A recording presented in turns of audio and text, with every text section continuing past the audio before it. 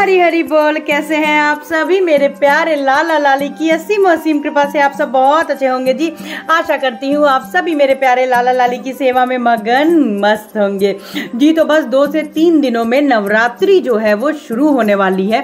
अब नवरात्रि के 9 दिन लड्डू गोपाल की सेवा आप लोगों को कैसे करनी है, किन बातों का आपको ख्याल रखना है, आज के इस वीडियो में मैं आपके साथ चर्चा करूंगी। तो चलिए जल्दी से शुरू करते हैं व्लॉग को। हरी बोल। तो नवरात्रि के 9 दिन में लड्डू गोपाल की सेवा में आपको जो सबसे पहला ध्यान रखना है वो ध्यान रखना है, यदि आपके घर में 9 दिन का जो भी उपवास रखता हो, अगर आप हस्बैंड वाइफ ही हो, न्यूक्लियर फैमिली में हो, तो दोनों लोगों का उपवास रहता है, तो आपको बहुत ध्यान रखना है एक बात का कि लड्डू गोपाल को आपको जैसे आप भोग लगाते हो आपको बिल्कुल वैसे ही भोग लगाना है। मतलब कहने का है कि आप अन्य का भोग नहीं लगा सकते होगे, क्योंकि आपका और आपके हस्बैंड का दोनों का ही उपवास होगा, तो आप लोग जो प्रसादी है वो कैसे पाओगे।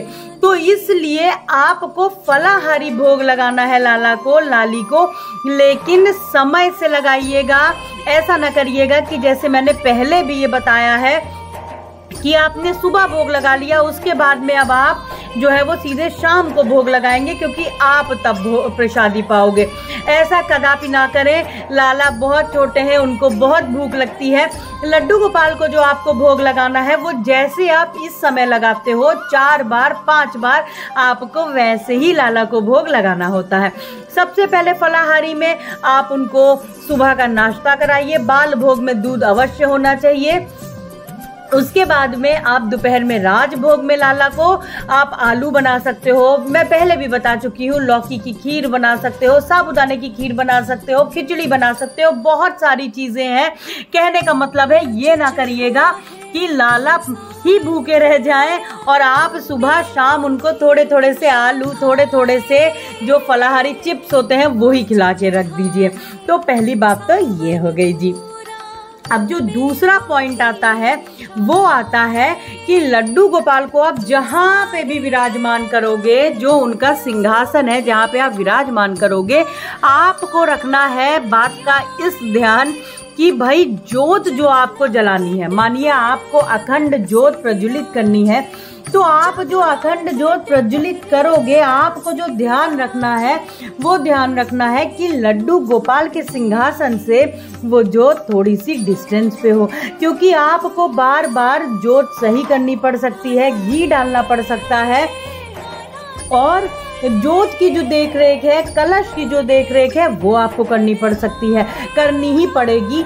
तो ऐसे में कलश स्थापना होती है, अखंड जोत अगर आपके यहाँ पे प्रज्वलित होती है तो कृपया करके थोड़ी सी डिस्टेंस पे बना के रखिएगा, जिससे आप जब कलश में जल जो जौ में जल सीजो और जब आप घी वगैरह डालो तो कोई भी लाला को कष्ट ना हो।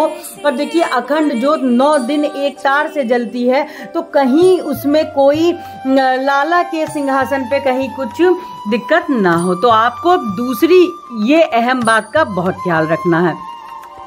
फिर तीसरी अहम बात आ जाती है कि लड्डू गोपाल का जो सिंहासन है वो क्या आपको मंदिर में ही उनको बैठाना जरूरी ही है, या उनको आप किसी ऐसे स्थान पे भी बैठा सकते हो जहाँ पे शुद्धता हो और वो आराम से रह सके। तो देखिए बिल्कुल जहाँ उनको आराम मिले, आपको लड्डू गोपाल को उस जगह पे विराजमान करना है जहाँ पे लड्डू गोपाल की सेवा में कोई विघ्न ना आए, रुकावट ना हो, आपको वहाँ पे लड्डू गोपाल को विराजमान करना है, और ये हमेशा ही करना है। देखिए नवरात्रि के 9 दिन आप कलश स्थापना करोगे, ज्योत प्रज्वलित होगी, तो आपको जो देख रेख है उसमें लड्डू गोपाल की सेवा में रुकावट ना हो।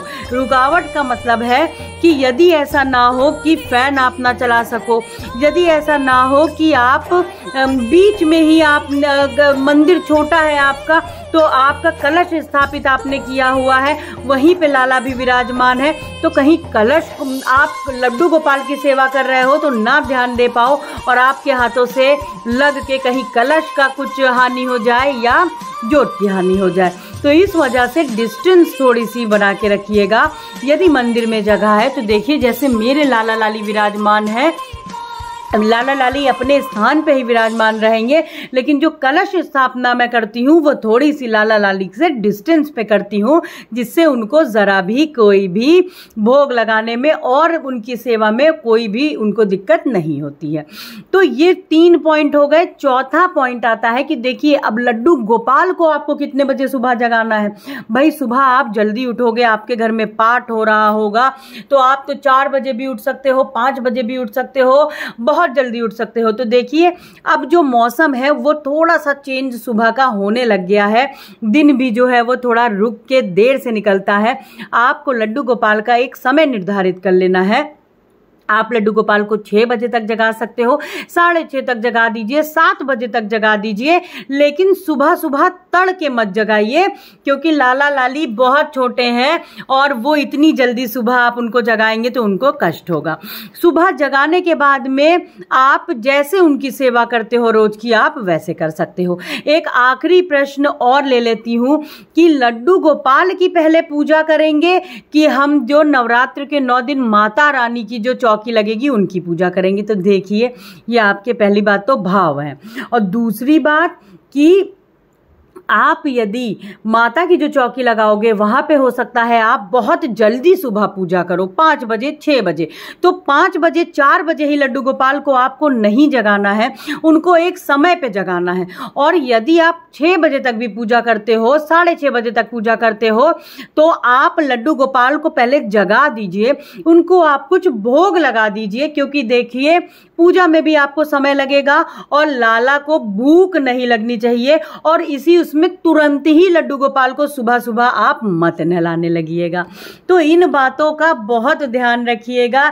लाला लाली की सेवा में, छोटे से मेरे बाल गोपाल लड्डू गोपाल की सेवा में आपको इन बातों का ध्यान रखना है कि उनकी सेवा में कोई भी विघ्न ना आए, और उनकी सेवा में ऐसा ना हो कि आपने ऐसी जगह पे विराजमान कर दिया कि नारियल, कलश का नारियल बार बार गिर रहा है, आपका हाथ लग रहा है, या आपने जो जोत सही कर रही हो तो हाथ लग रहा है।